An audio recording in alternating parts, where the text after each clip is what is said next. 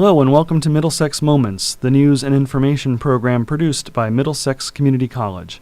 I'm Steve Minkler, Academic Dean and Campus CEO at the college, and your host for these programs. As always, Middlesex Moments comes to you from the radio and television studios in the Center for New Media at the main campus of Middlesex Community College in Middletown. I'm delighted to have as my guest today Kristen Inglis, who is the Academic Program Manager for the Center for Prison Education at Wesleyan University. How are you today, Kristen? I'm great. Thanks for having me here. And tell us, what is the Center for Prison Education, and why would I have you on the Middlesex Moments program to talk about it?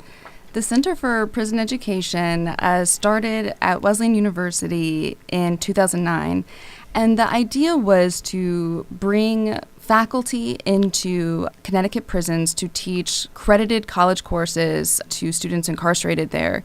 And for these to be the same courses taught at the same level and have the same expectations as college courses taught on the main campus. Since that time, we've had 99 college courses taught at Cheshire and York correctional facilities. Cheshire is the maximum security men's facility. York is the single women's facility here in Connecticut. And we offer about 20 courses a year. In 2016, about 2 years ago, we partnered with Middlesex Community College. And under that partnership, students take a combination of courses. Some of them are Wesleyan courses, some of them are Middlesex courses, and then those credits combine and they can work towards an associate's degree in general studies from Middlesex. Mm-hmm. So it's a wonderful partnership, and one of the things we're especially excited about right now are two upcoming graduations for Center for Prison Education students. Yeah, so these will be the first graduations from this program since it began in 2009, is that right? That's right. And the very first associate's degree graduations that I know of in Connecticut prisons, at least in recent memory. Now, these types of programs that involve both a community college and a private university are fairly rare in the United States. They are. And so that would make us part of, a small network of similar institutions throughout the country. So what arrangements are similar to the Wesleyan Middlesex program that might exist nearby? One example is the Cornell Prison Education Partnership. That is a partnership between Cornell University and Cayuga Community College, and that was actually a program that I taught in as a graduate student and how I first learned about college and prison programs. And that was a really helpful model to help think about how Wesleyan and Middlesex could come together to have this great partnership. Yeah, and as far as Middlesex is concerned, I mean, we are the college of our community, and these are students who are in our community who, yes, may be incarcerated for now, but at the point of a prison education program is to give them the tools for successful reentry into their communities and to make them have skills that are job ready, perhaps, or continue their education elsewhere. Have you collected any stories from students who have gone through the program, whether or not they've received their degree yet, and what's happened to some of those students? It's really inspiring to see what students go on to do when they're released. One story that comes to mind, student James Jetter, who left Cheshire about a year ago, and in that time ended up working for a Hartford community housing nonprofit, and actually just recently got involved in doing college and prison work with Yale University's new program. So he's now an employee of the Yale Prison Initiatives program at Dwight Hall there, and will be enrolling in Trinity to complete his bachelor's degree this upcoming fall. One of the things that we just see with a lot of the alumni is when they get out, they really want to give back to their communities. They we certainly see that with James and his interest in doing work with nonprofits. We have had students who go on and want to get involved in drug and alcohol counseling. So we have some students who are working on certificate programs in that right now. We've had a number of students who have come here to Middlesex. I think since the partnership we've had, I believe it's 4 students who have enrolled at Middlesex to complete their degrees. And, these are just like all other working students. They're balancing college with their jobs, with their families, but they've gotten, in some ways, a very rigorous education inside, and so they're well trained to succeed on the outside. Well, I'll have more with Kristin Inglis, who's the Academic Program Manager for the Center for Prison Education at Wesleyan University. You're listening to Middlesex Moments. More after the break. Stay tuned. Welcome back to Middlesex Moments from Middlesex Community College. This is Steve Minkler together with Kristin Inglis, who is the Academic Program Manager of the Center for Prison Education at Wesleyan University. We were talking before the break about the program having its first graduations this summer at York and Cheshire Correctional Institutions. How many students are graduating with their associate degree this summer from this program? At Cheshire, we have 19 graduates, and at York, we have 6 graduates. Okay. And what do these graduation ceremonies look like? I imagine it's going to be quite different because these will be held inside the prison walls. That's right. They're being held in maximum security prisons, so they do have some differences, but really we are trying to keep them as much like traditional college graduations as possible. So everybody will be in caps and gowns with all the academic dress. There will be a procession with music. We're going to have commencement speakers. For the Cheshire graduation, Governor Malloy will be giving the commencement address. At the York graduation, Kiara Hudes, who's a Pulitzer Prize-winning playwright, will be giving the commencement. And we'll have student speakers. We will have, of course, remarks from you and from the Wesleyan president and provost. And, we really do, we want to make these events a big deal because they acknowledge the tremendous work that students have put into their education. In some cases, students have been enrolled in the program since 2009, so it's acknowledging 9 years worth of really incredible work. And it's also an opportunity to acknowledge the families. So I think one of the coolest things about the graduations is that they bring in the students' families. Sometimes students haven't seen their families in years, and this is a time for them to really celebrate together. College is not just an accomplishment of the individual student. Nobody graduates college alone. And so it's a way of celebrating all of the work that the families have put in as well and the encouragement they've offered students along the way. And I'm really looking forward to these ceremonies. This is going to be fantastic, and it really has been a transformational experience for me to meet some of the students. And I've only been in Cheshire once, and I do intend to go back beyond the graduation. But it really is profoundly moving to see the value that these students put in the education given their circumstances. But that leads me to ask you, I'm sure there are people listening who are wondering, why would we provide higher education to people who are in prison? Why would we decide to do that? These are people who are there for a reason. What's the benefit to society by doing this? I think that there are lots of different answers to that question. I mean, you can ask about just the value of higher education in general. And certainly we think that higher education cultivates the mind, it develops the individual, and for that reason we value it. Any of us who have been to college and had the benefit of higher education acknowledge the ways in which it has developed us as human beings. And so I think there's that intrinsic value of higher education that's important and that I certainly think needs to be underscored in conversations about college and prison's value. There are other considerations, if you care about public safety, if you care about having a fiscally responsible criminal justice system, you should be thinking about the major problem of recidivism in this country. It has been shown that offering education in prison reduces recidivism. That ultimately does save tax dollars that can then be reinvested into public services like education. It, in reducing recidivism, also improves public safety. So there's lots of different angles that you can take when approaching this. And I think another angle is that our current approach isn't working very well. We incarcerate the highest percentage of our population compared to other countries around the world, and there's something to be said about what's the value in locking people up for long periods of time, and that a way to improve what's happening in our society is to make sure people have the tools to be productive members of our community. There's also a misconception that prisoners are completely isolated. And so people might think that it doesn't matter what happens to that person. But the reality is that prisoners are part of a community, both within the prison walls, but also with, outside the prison walls with the communities that they left. So they're still in touch with their children often. They're still in touch with their extended family, with their friends. And so what somebody does inside can have an impact on what happens outside. One of the things that we hear a lot from our students is, I'm doing this for my children. I'm showing them that they can do it too. I'm the first person in my family to go to college, so this is setting an example for others. That really does, it makes a difference to the wider community. It's not just isolated to the particular student. This is Middlesex Moments. Steve Minkler here with Kristen Inglis from Wesleyan University Center for Prison Education, talking about our collaboration on the prison education program in Cheshire and York correctional facilities. I think the other thing that we have heard about, you spoke earlier about this leading to safer communities, but we've also heard that this tends to lead to safer prison environments as well, where the students who are involved in higher education in prison become role models for fellow prisoners. They appreciate the opportunity that this presents to them. So it's made it a safer community for the prisoners as well as the guards inside a prison.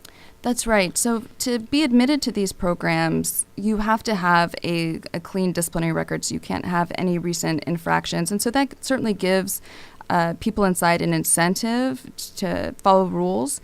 And it also requires people who have been admitted to the program an incentive to keep following the rules, because if you do get in trouble, you can be removed from the program. So these college programs are seen as a tremendous privilege, and for that reason, students who want to get into them or are in them, they have better behavior, and in that way create a safer prison environment.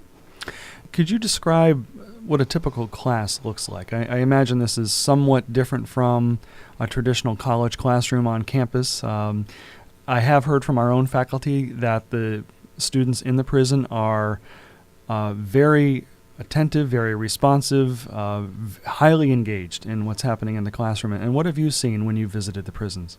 So probably the biggest superficial difference is that there's no internet. So that means a couple of different things. It means that the professor cannot, pull up, if it's a music class, cannot pull up Spotify and go through a bunch of different music tracks. The professor cannot go onto YouTube and show a YouTube clip. It also means that the students aren't going online on their laptops while they're in class. They're not checking their smartphones. I think this is an example of where a constraint can actually be an advantage. I think what it tends to create is a better classroom environment, more discussion, more engagement, more interaction. That's something that we consistently hear from professors, is that the students just have such a high level of engagement. I think part of that is actually attributable to the lack of the internet. Having taught myself and having sat in many college classrooms as a student, I think that technology can be a major distraction. So that's a superficial difference. Other differences, I think, to your point about faculty reporting that the students are so engaged, I think some of that is that there is a real sense of academic community in that classroom. The students live together and in very close ways. And in a program like ours, they have been together for a long time. So some of the students have been taking classes together since 2009. So you have a real sense of camaraderie in that classroom and a real sense of community. And I think that comes out right away for most faculty.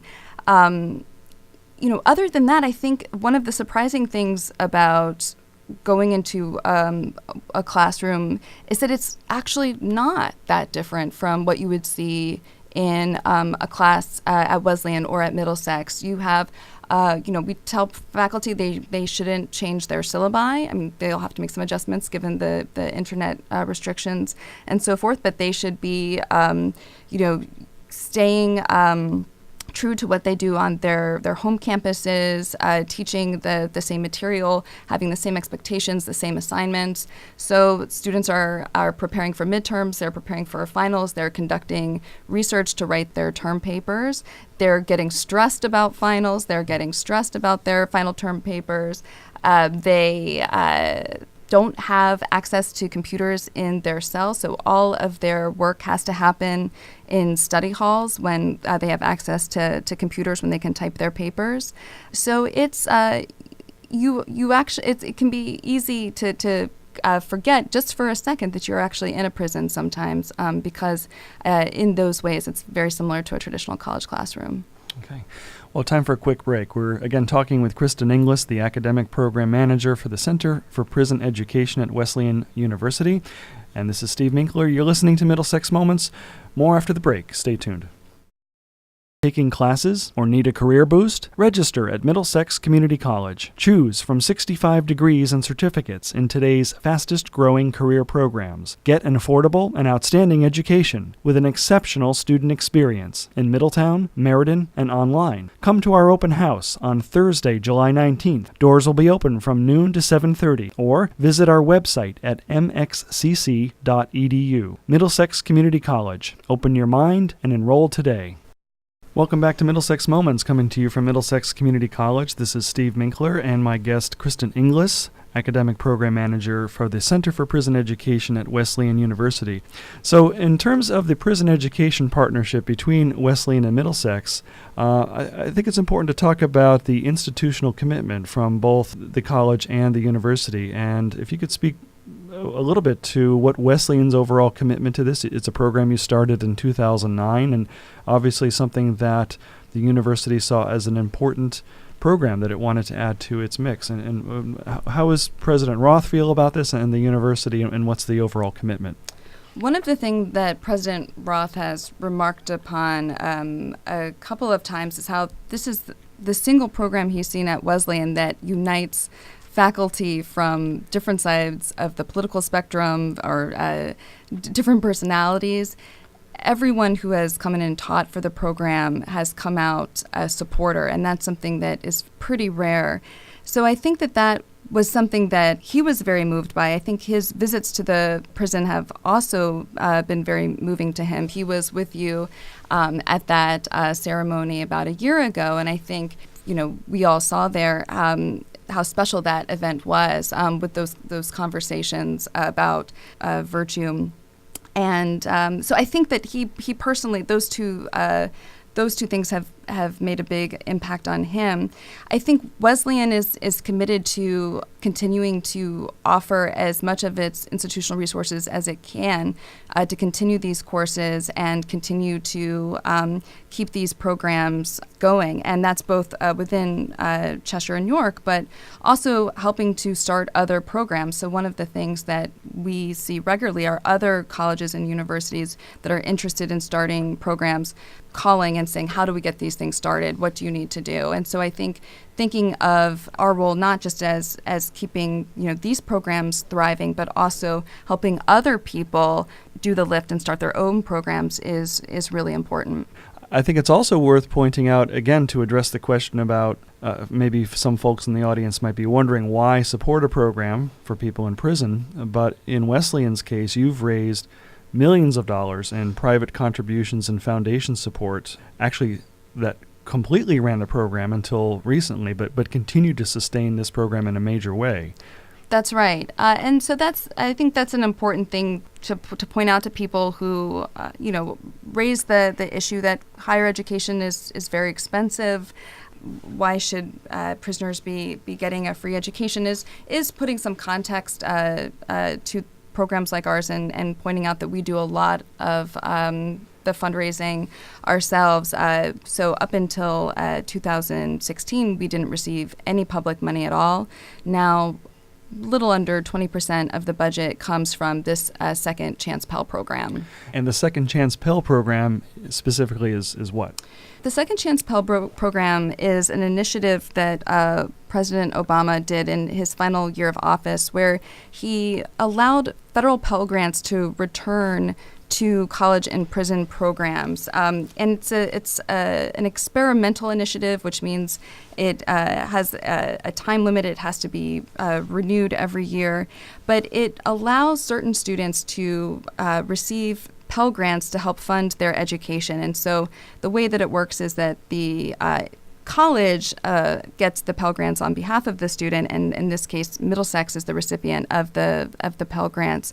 But there are various criteria that students must meet to qualify for Pell. So not all of our students qualify for Pell, which is why the the private fundraising is still very important. Right. And I should point out, too, that there are 4 community colleges in Connecticut that are participating in the Second Chance Pell program. So there's obviously Middlesex, Quinebaug Valley, Three Rivers, and as Nantucket community colleges. I think one key difference is the other 3 colleges do not have a partnership with a university, public or private, to run their program. But they are tending to focus on short-term vocational training, whereas this is a liberal arts-based general studies program. But yeah, certainly the liberal arts component and the partnership component make it a very unique program. What do you see as the future of the prison education partnership? Do you see this expanding to other prisons, or just strengthening what we have today and looking forward to more and more graduations as the years roll on? It's a great question. I think that there are lots of different directions that this could take. To the discussion we had earlier, I think one way to go is to serve as a model for other colleges and universities to go into prisons. I mean, we have a long way to go. Just a small fraction of incarcerated folks have access to higher ed in prison. So there's so much room for more people to get involved. And that can happen in a number of different ways. Having one college and university help others get started and start their own programs, or having different kinds of collaborations. I think there are really a lot of different possibilities, and it's an exciting time when people are coming together and sharing what they've learned, and I think we're going to see a lot happen over the next couple of years. Okay. Yeah, and if people in the community wish to support a program like this, I think that comes in several ways. One certainly is to hopefully listen to our program and maybe in a future show feature a graduate of the program, one of the students who's now come to Middlesex, to listen to their story, because that's always very compelling. And once I think a person hears that, they can really understand the value of this program. So certainly helping talk about it in the community. Supporting anything that you might see politically that will sustain the Pell waiver for prison education programs. And certainly supporting financially. They could certainly contact Middlesex Community College or Wesleyan University to find out ways that they can support the program financially, or even through some volunteerism outside the prison walls to support prison education programs.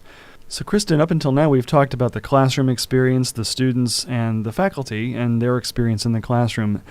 When a student goes to college, they're not just isolated to their classrooms. They've got academic counselors and librarians and tutors. Are these sorts of things provided in the Prison Education Partnership Program? We do it as much as we can. We, for library services, are very grateful to have the support of the Wesleyan Library.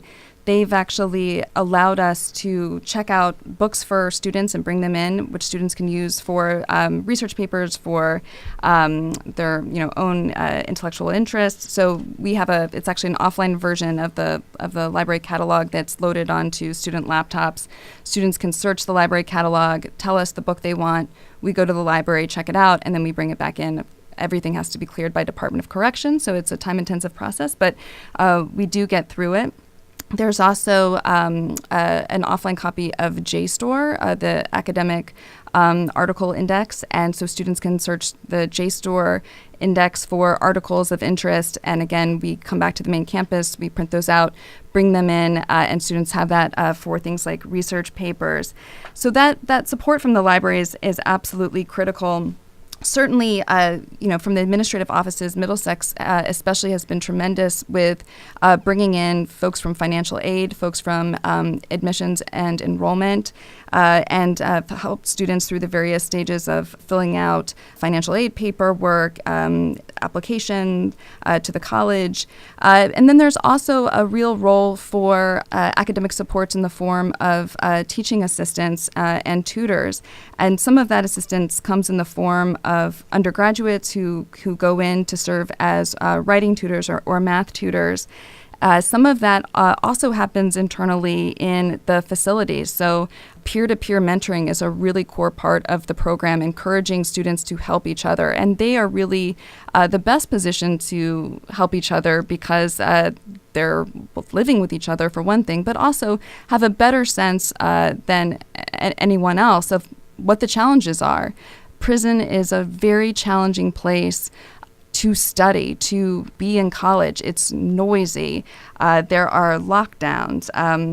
There are all kinds of restrictions on when you have access to technology and resources. And so the students' peer support is probably the most academically significant support that there is in the program.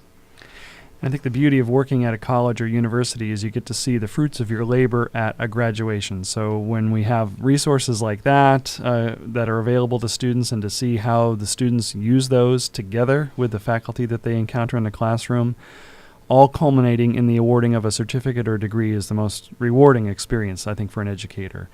And so we look forward to our first graduations coming up actually next week at York. July 24th at York and August 1st at Cheshire. And these are momentous events in the Prison Education Partnership, the very first graduations within the prison walls for our partnership between Wesleyan University and Middlesex Community College.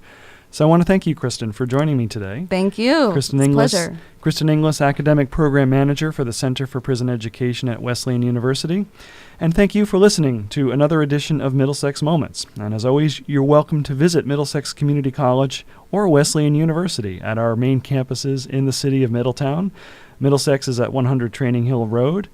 Middlesex also has a satellite center in Meriden, located at Platt High School at 220 Coe Avenue. And of course, you can visit either institution 24/7 online. Middlesex is mxcc.edu and Wesleyan is wesleyan.edu. So for both Wesleyan University and Kristin, and myself, Steve Minkler, and Middlesex Community College, thank you for listening, and we hope to see you again soon.